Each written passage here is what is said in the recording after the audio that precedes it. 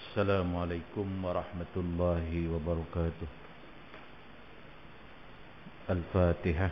أعوذ بالله من الشيطان الرجيم. بسم الله الرحمن الرحيم.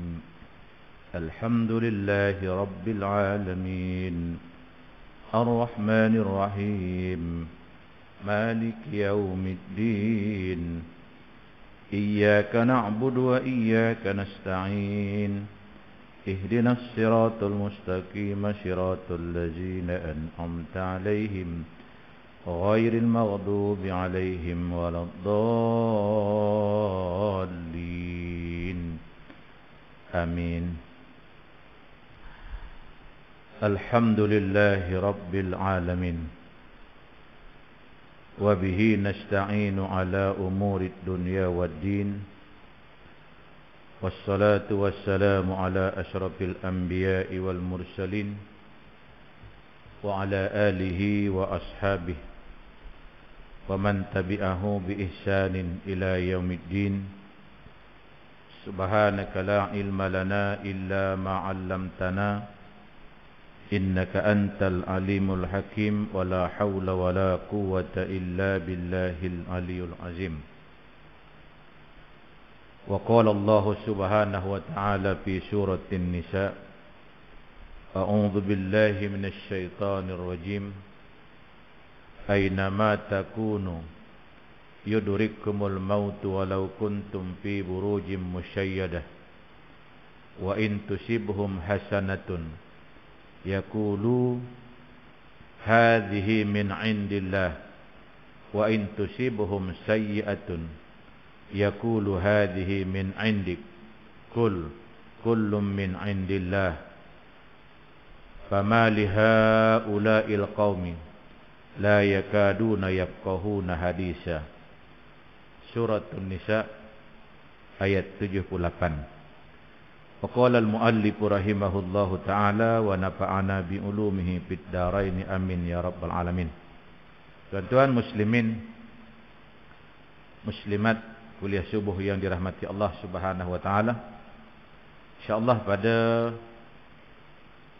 pagi ini puji syukur kita ucapkan hadirat Allah Subhanahu wa taala yang mana Allah masih lagi memberikan kita umur yang panjang, tubuh badan yang sehat, serta diberikan taufik dan hidayah kita dapat lagi melakukan ibadah menyembah Allah Subhanahu wa taala. Dan pagi ini kita sambung penghujung daripada kelebihan berfikir, itulah pada muka surat 184. Di antara objek renungan yang lain ataupun di antara kelebihan berfikir yang lain ialah memerhatikan ketika datangnya kematian. Terjadi kerugian dan penyesalan jika tidak memanfaatkan kesempatan hidup dengan sebaik-baiknya. Tuan-tuan muslimin kuliah subuh yang dirahmati Allah Subhanahu wa taala. Siapapun, sama ada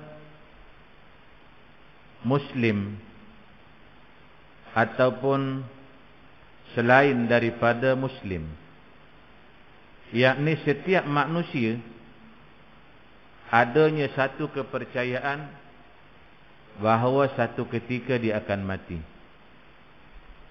Tapi masa dan ketikanya kita pun tak tahu.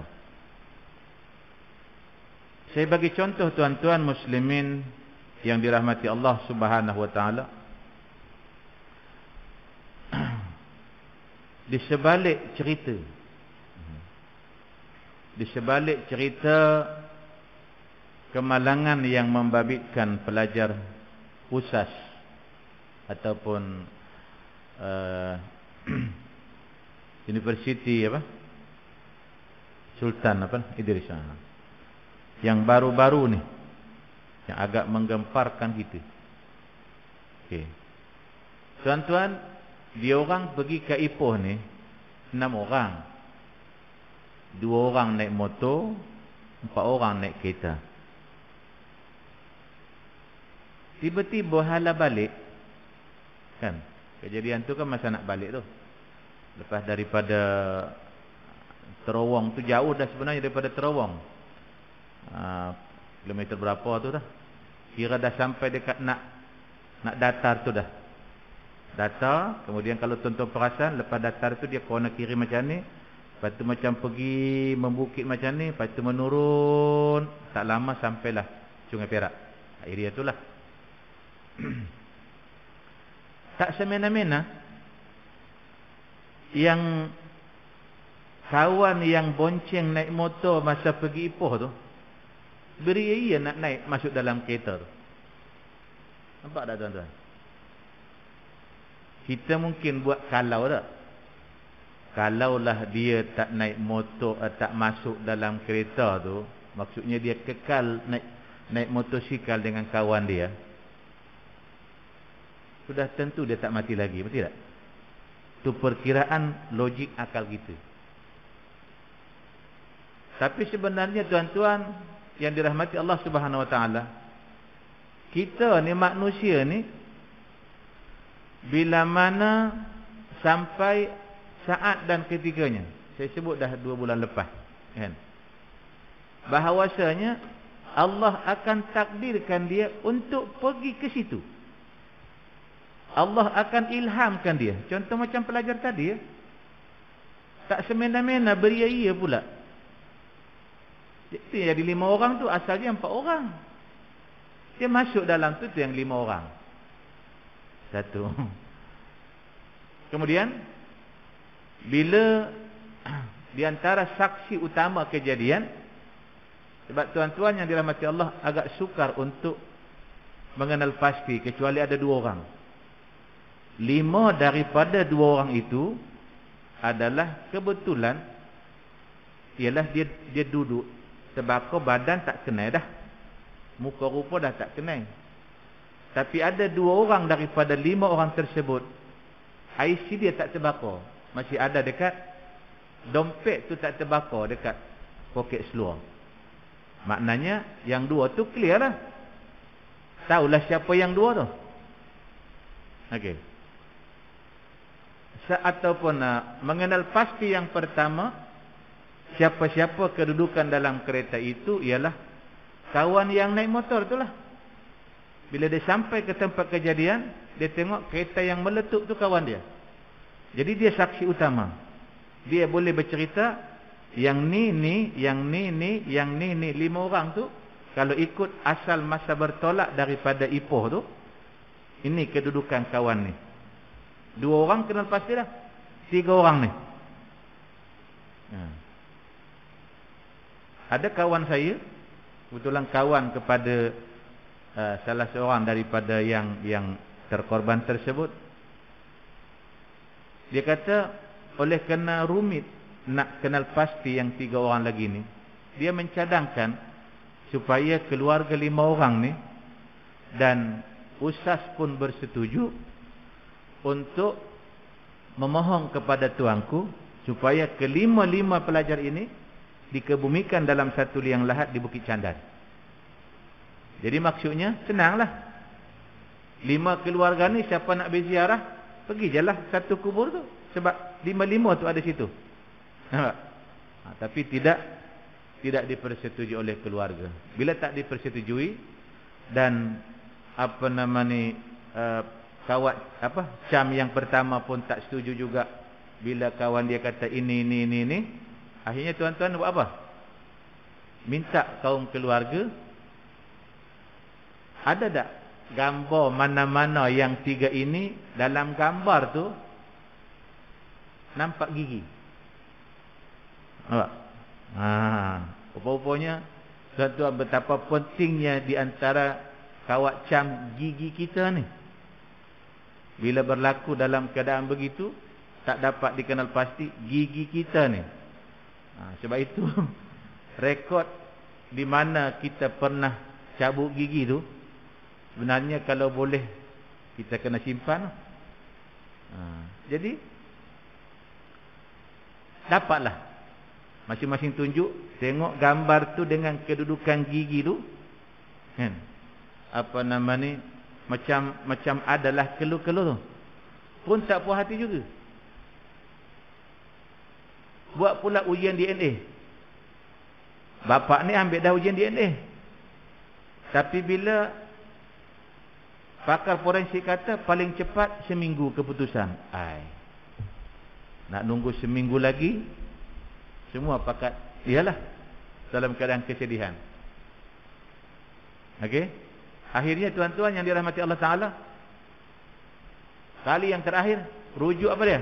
Itulah yang masa baby yang jenis apa, rawatan gigi tu, di klinik mana, klinik Taiping ke, kan semua ada rekod tu. Dan rupa-rupanya dia ada satu NGO yang boleh cari maklumat ni dengan pantas. Tak tahulah macam mana pergi klinik situ ni dapat. Inilah di antara kadang-kadang dalam satu kematian itu kita rasa macam yalah, sulitlah kan. Tapi itu adalah merupakan realiti. Itu adalah sudah ditakdirkan oleh Allah Subhanahu wa taala. Sebab itu dalam surah An-Nisa tadi bahwasanya Allah kata ainama takunu yudrikumul maut walau kuntum fi burujim musyaidah. Kita ni kita kena fikirkan bahwasanya kita tak boleh mengelakkan kematian. Kita dalam masjid ke, dalam pusat karaoke ke, ketika mancing ke, ketika main bola ke, ketika main badminton ke, ketika berlari ke. Kan? Ada satu kes merentah desa tu di sebuah negeri. Kan? Pelajar tu rebah, jatuh, meninggal. Kan? Sebab itu kami baru ni merentah desa kat sekolah. Yang awalnya hari Rabu minggu lepas lah. Rabu minggu lepas tu asalnya dalam mesyuarat tersebut buat selepas balik sekolah. Maknanya pukul 3 suku. Tapi bila memikirkan dengan berita katanya haba itu dan sebagainya, dibimbangi akan berlaku sesuatu yang tidak diingini, maka ubah. Lalu buat merentah desa tersebut pagi 7 suku kan. Kemudian yang pelajaran yang terjejas, maknanya daripada pukul 7 sampai 9.30 tu bawa kepada petang, ganti dengan PDP. Pembelajaran maknanya kami balik pada hari Rabu tetap sama juga, balik macam biasa. Sebab kena cover balik tadi subjek yang 3 yang terjejas waktu pagi tersebut, bawa pukul sampai kami balik pukul 4.30, 4.45 kan. Alhamdulillah dengan perancangan tersebut tak adalah yang sakit-sakit kaki, itu biasalah. Tapi yang sampai pengsan masuk hospital tak ada. Tuan-tuan muslimin yang dirahmati Allah Subhanahu wa taala. Okey.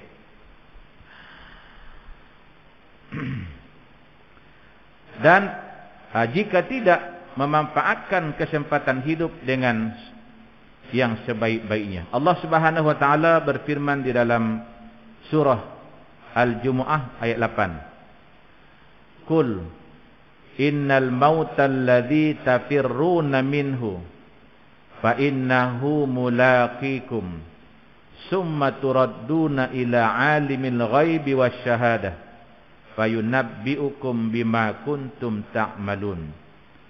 Katakanlah wahai Muhammad, sesungguhnya kematian yang kamu lari daripadanya ataupun mengelak ataupun takut daripadanya, maka sesungguhnya kematian itu akan menemui kamu.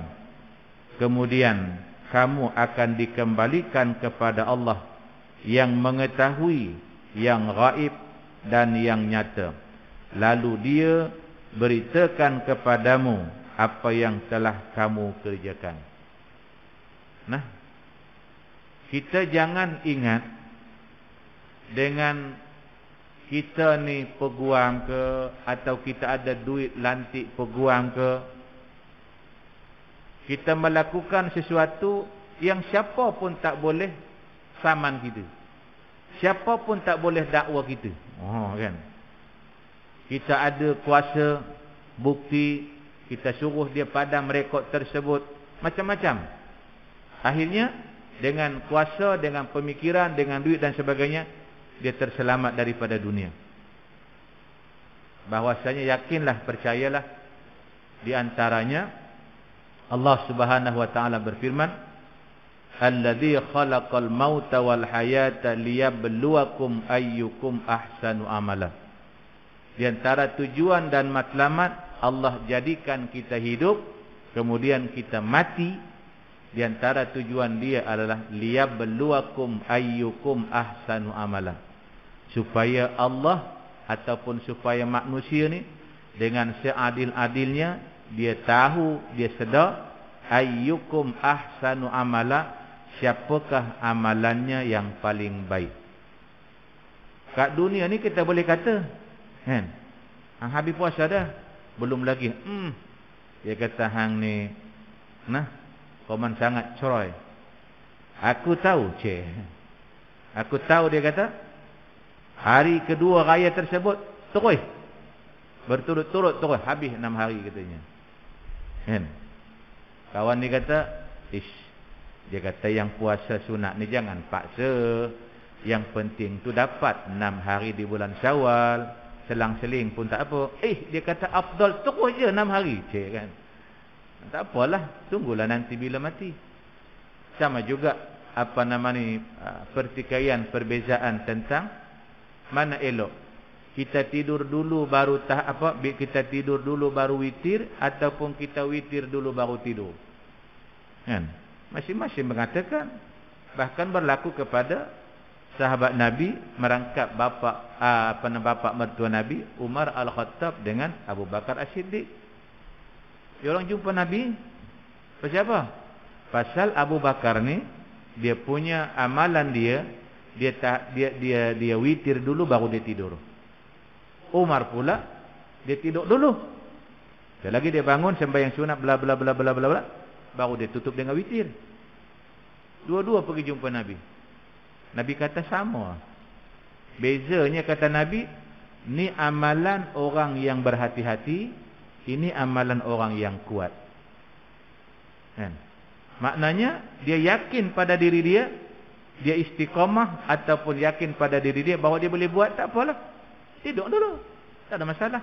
Nanti bangun sembahyang tahajud dan sebagainya baru witir. Yang Abu Bakar dia lebih berhati-hati. Kan? Maknanya dia witir dulu. Lepas tu selagi malam dia solat tahajud itu dan sebagainya, dia tak witir dah. Sebab witir dia telah melakukan sebelum dia tidur. Jadi bahawasanya kita nak tahu sebenar dalam amal ibadah ni, siapakah yang baik, siapakah yang masuk syurga, siapakah yang masuk neraka, adalah akhirnya atau finalnya adalah apabila mana manusia nanti sudah mati. Nah, fayunabbiukum bima kuntum ta'malun. Maka ketika itu kamu akan diberitahu tentang apa yang kamu kerjakan. Nah, famay ya'mal mithqala dzarratin khairan yarah wa may ya'mal mithqala dzarratin syarran yarah. Nah, saya terkejut tengok iklan. Dia kata dahsyatlah ni. Cat luar sahaja berapa? 85,000. Kan? Dalam otak saya, apa yang mahal tu? Upah ke cat? Tapi itulah realitinya. Bermakna situ dia tulis satu lot RM15. Terpulanglah pada kita. Kalau kita banyak duit, ambil 100 lot. Asalkan bahawasanya kita lakukan itu kerana Allah. Tapi andaikan walaupun wakaf kita tu banyak, contohnya kita bagi 1,500, kan? Tapi dia kata apa? Ni, kena tangkap gambar saya. Kemudian dia kata kena update dalam Facebook Masjid Batu Empat. Apa niat dia tu? Dia nak menunjuk. Bila niat dia nak menunjuk, apa Allah kata dalam Al-Quran? Ya ayyuhalladzina amanu la tubtilu shadaqatikum bil manni wal adha kalladzi yunfiqu malahu ria'an nas. Allah kata dalam Al-Quran, kamu jangan menapakahkan, membelanjakan di jalan Allah. Tujuannya apa dia? Riya, nak tunjuk kepada manusia.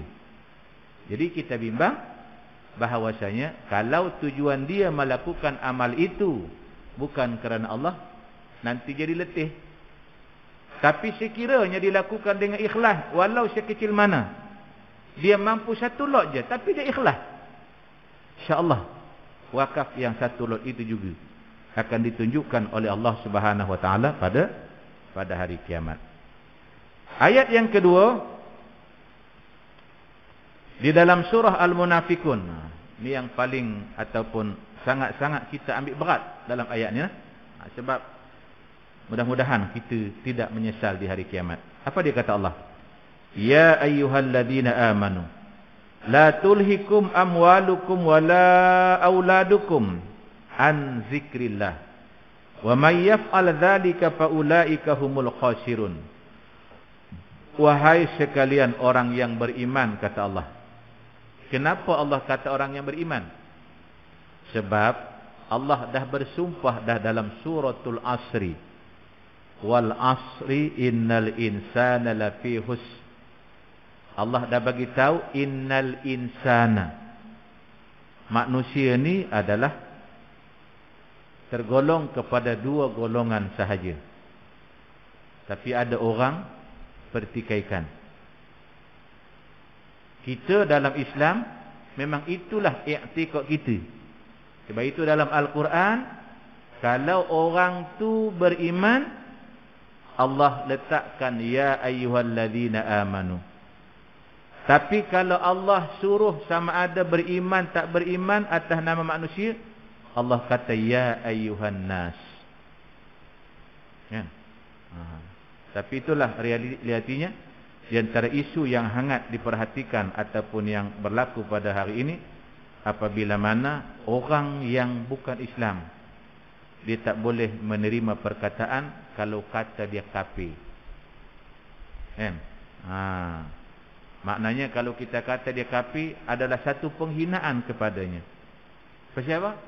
Pasal pemikiran dia lain, sedangkan ayat maksud tu lain.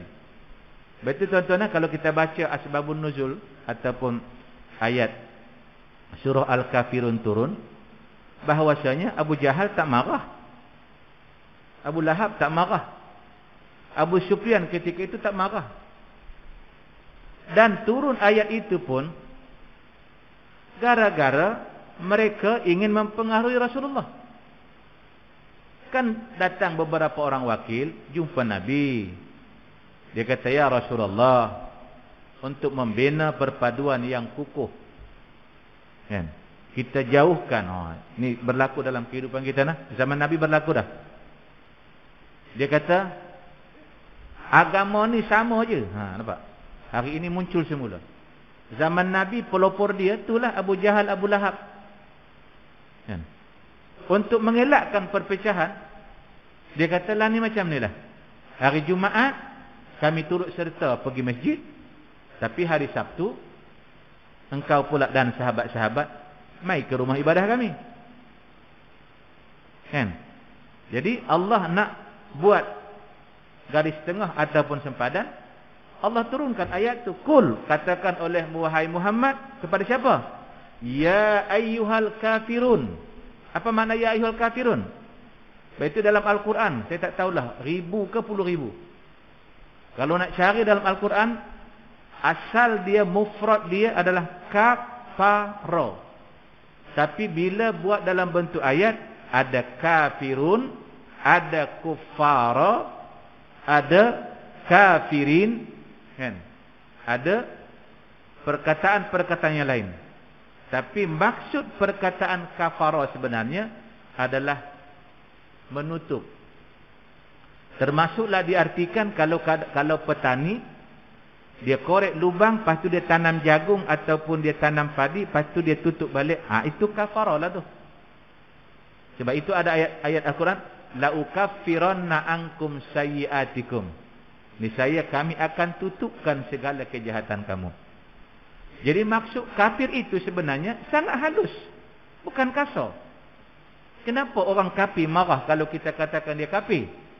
Kafir maksudnya adalah orang atau manusia yang masih tertutup hati dia untuk menerima Islam. Nampak tak? Halus tak? Halus tak? Memang pun. Abu Jahal kata, memanglah pun aku tak terima agama hang wahai Muhammad. Abu Lahab kata, memang aku tak boleh terima agama yang hang bawa tu. Agama nenek moyang kita ni dah lama berkurun lamanya. Pasal apa aku nak tinggal? Maknanya hati dia tertutup untuk menerima Islam. Itulah kafir. Tapi bila kita kafir, marah pula. Dan ada kalanya golongan-golongan ini bahasa Arab dia nak, kadang-kadang dia tolak. Contoh, ba'alib bayar. Bahasa Arab dia apa? Khinzir. Kita kata khinzir, dia tak marah. Cuba kata babi. Oi, babi. Hai. Tak baik. Oh, cakap babi. Apa dah?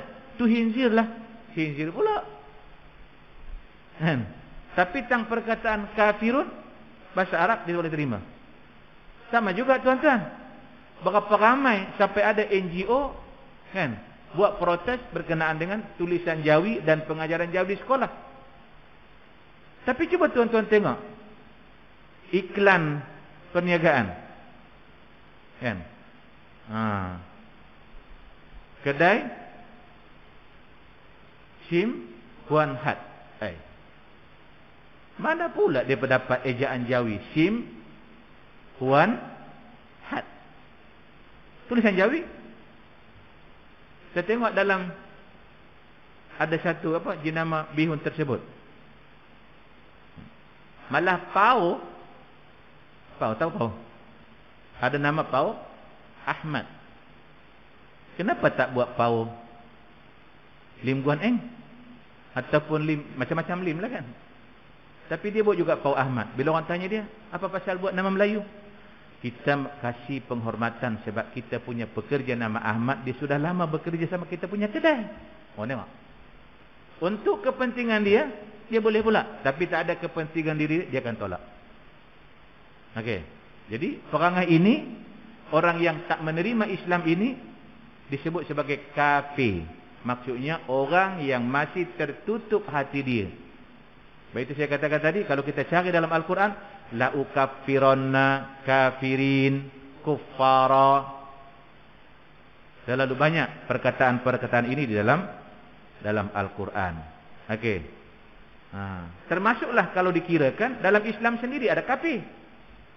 Contoh ayat, contoh hadis Nabi, man taraka sholata muta'ammidan faqad kafara jiharan. Orang Islam tu man taraka sholata muta'ammidan, siapa yang meninggalkan sembahyang dengan sengaja. Sebab kalau tak sengaja dia tidak berdosa.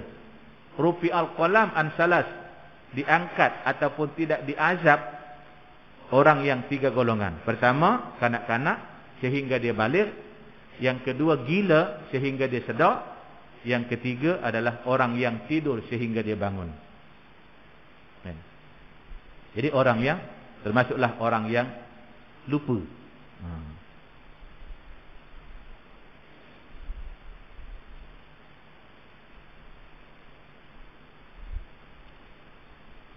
Jadi kata Allah, wahai orang-orang yang beriman, janganlah harta kamu dan anak-anak kamu melalaikan kamu daripada mengingat Allah.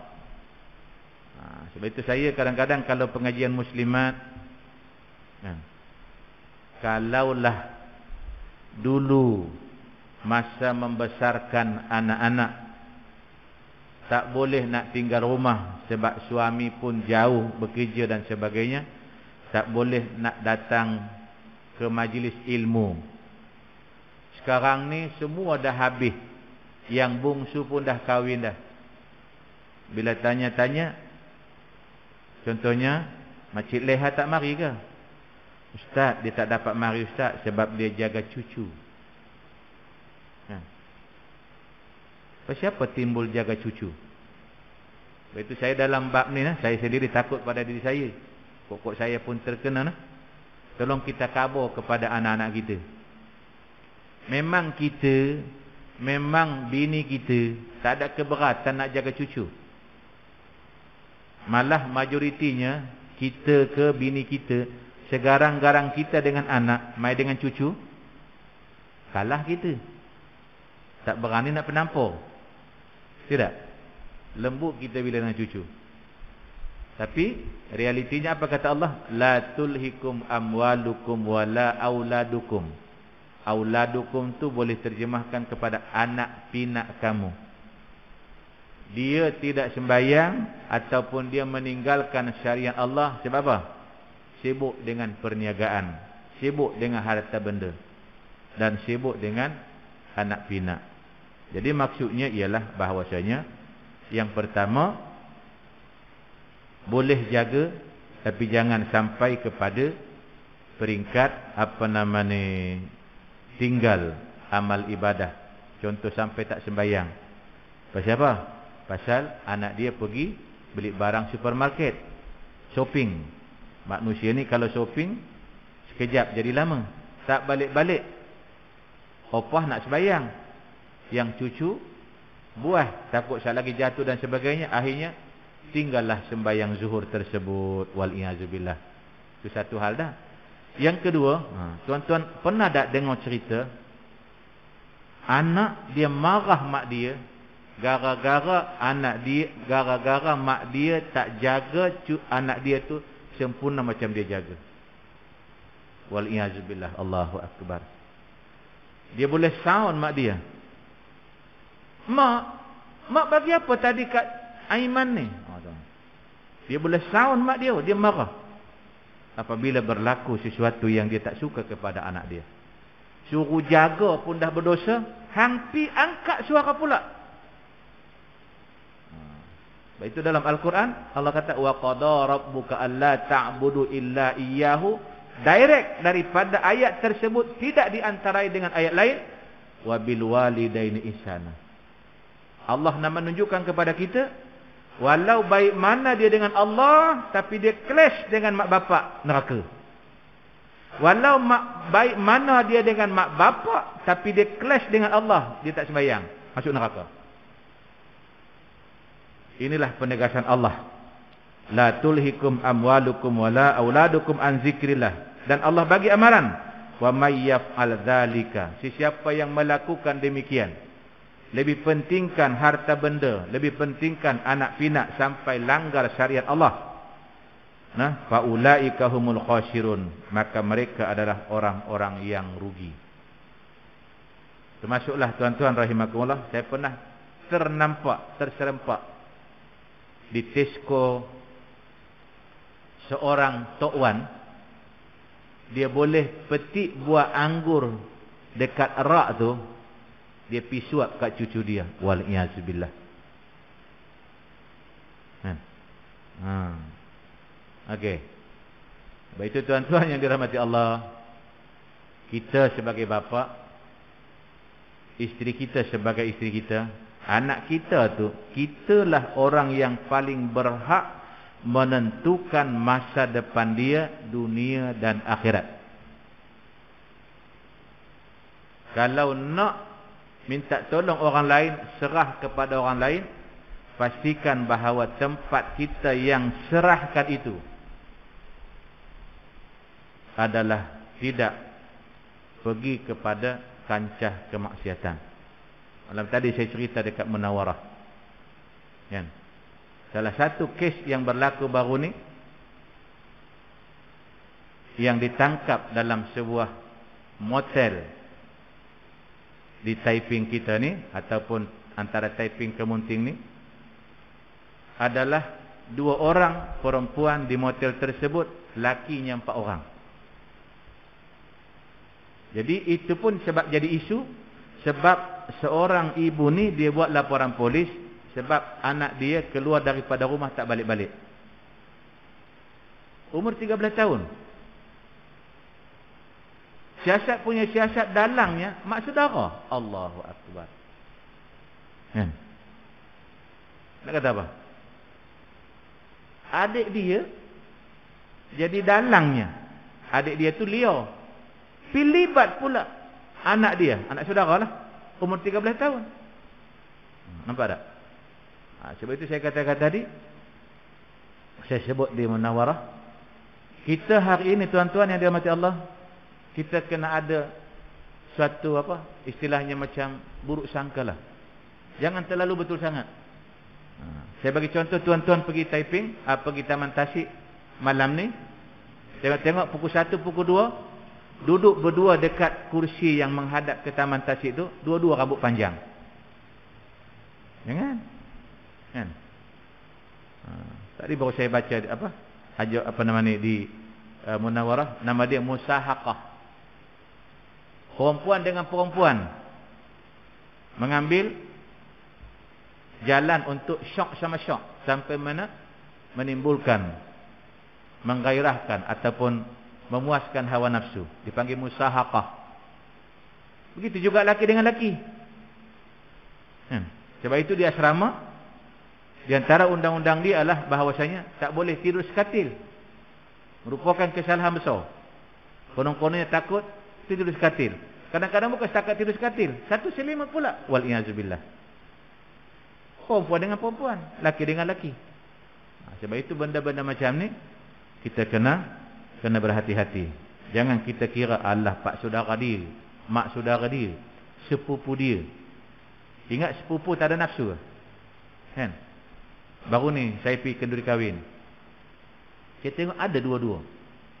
Sebab saya kenal di surau ni, saya ngajar, ada kawan ni. Di satu surau tersebut saya mengajar, ada kawan ni. Saya tahu dia betul adik beradik. Saya kata, siapa yang kahwin?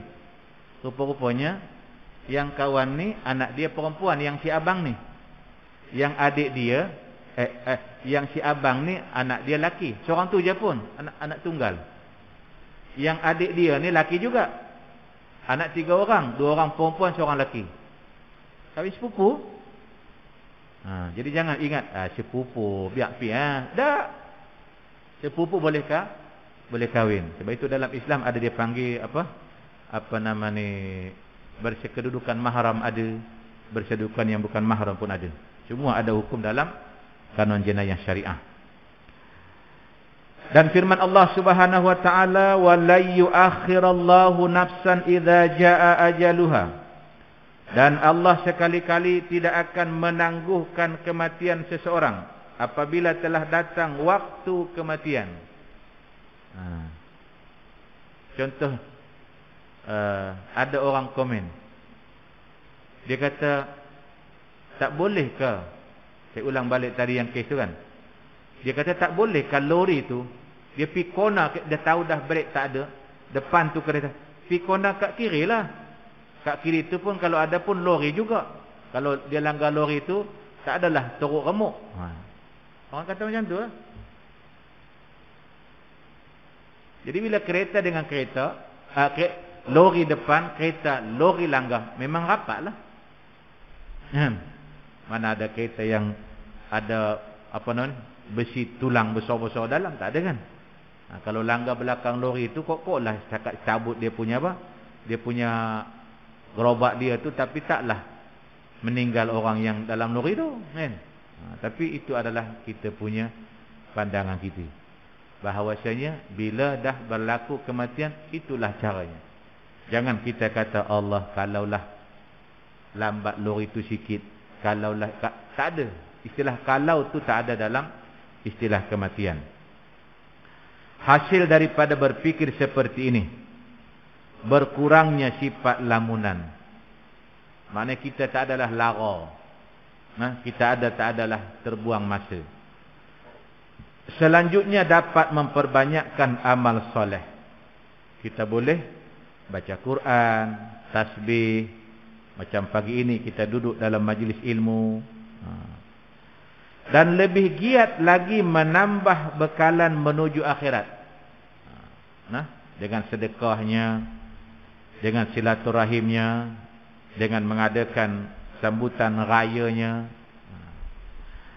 dalam kerangka melaksanakan pemikiran dan renungan sebagaimana yang telah disebutkan di atas, kita hendaklah juga memerhatikan petunjuk-petunjuk ayat, hadis maupun asar.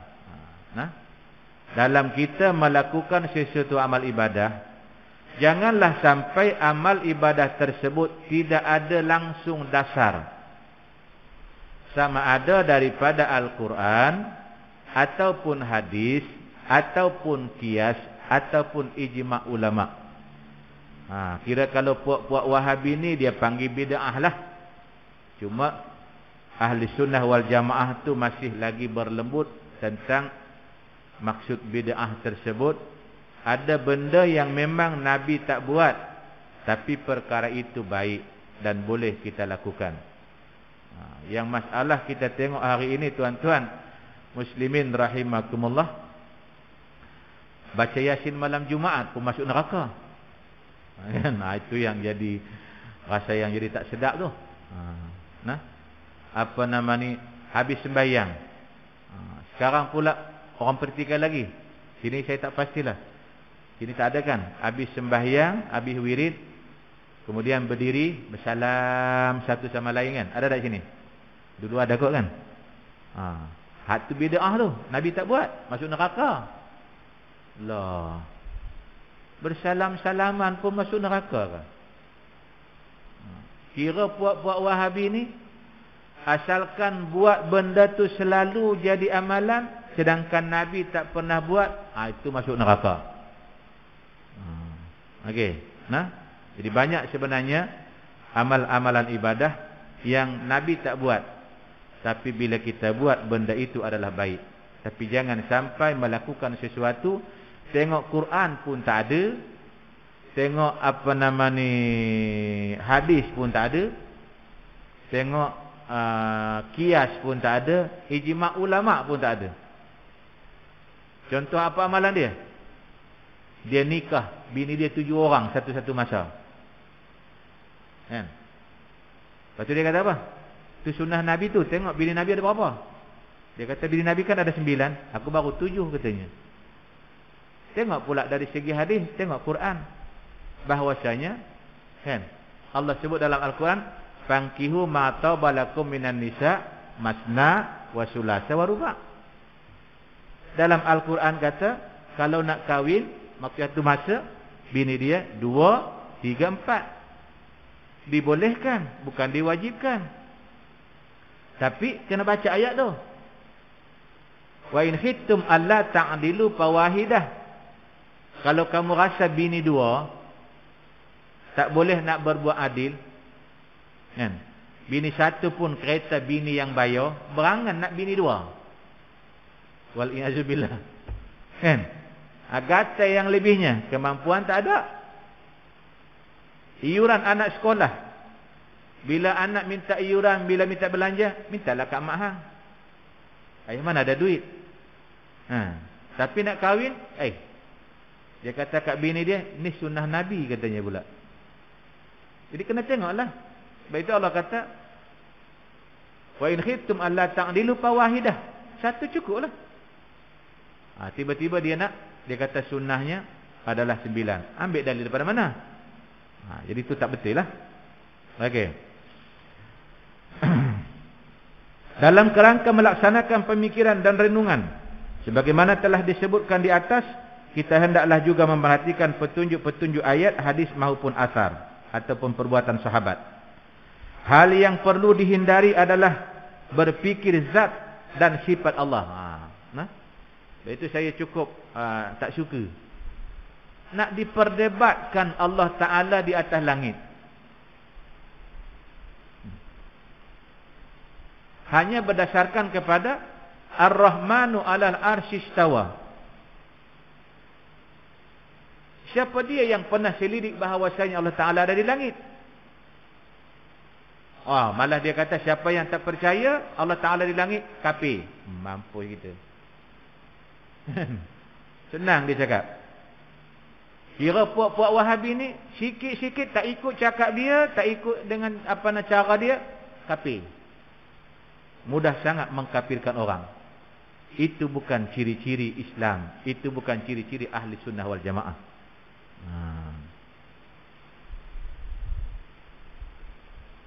Sebab kata Allah, tafakkaru fi khalqillah wa la tatafakkaru fillah. Dalam hadis Nabi ada sebagian mengatakan hadis Nabi, fikirkan oleh kamu tentang ciptaan Allah, tentang apa yang telah dijadikan Allah. Wala tatafakkaru fillah, kamu jangan fikir Allah.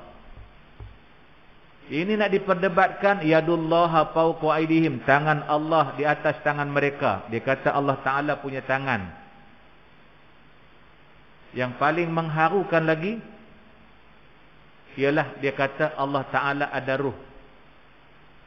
Pasal dia kata apa?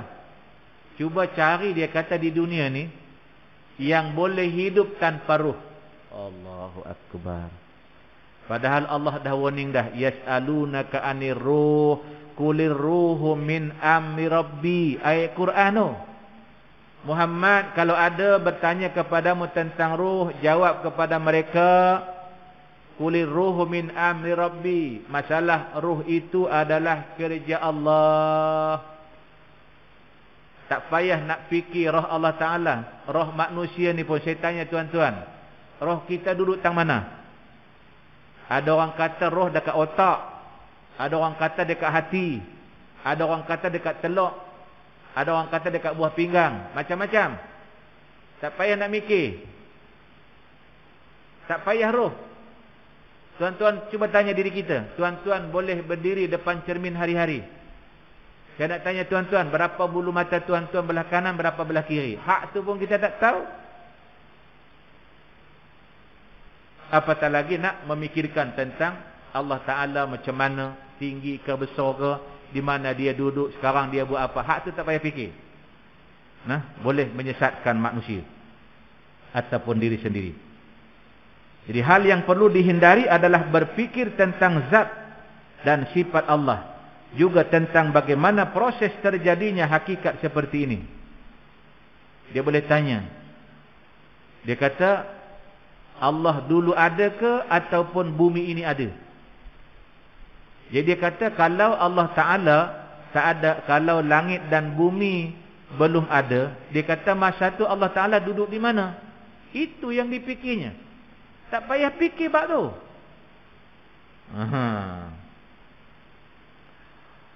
Diriwayatkan secara hadis marfu', yakni sandarkan kepada Nabi sallallahu alaihi wasallam. Apa kata Nabi? Berfikirlah kamu tentang tanda-tanda kebesaran Allah, dan jangan kamu berfikir tentang zat Allah, kerana kamu tidak akan mampu mengetahui kedudukan yang sebenarnya, yakni tidak akan mengenalinya dengan pengenalan yang sebenar-benarnya. Mudah-mudahan dalam beberapa contoh yang perlu kita berfikir dan diakhiri dengan perkara yang tak perlu kita fikirkan, menjadikan landasan kepada kita untuk melakukan amal ibadah kepada Allah Subhanahu wa taala. Insya-Allah kita sambung bulan hadapan 5 tangga untuk mencapai darjat ketakwaan.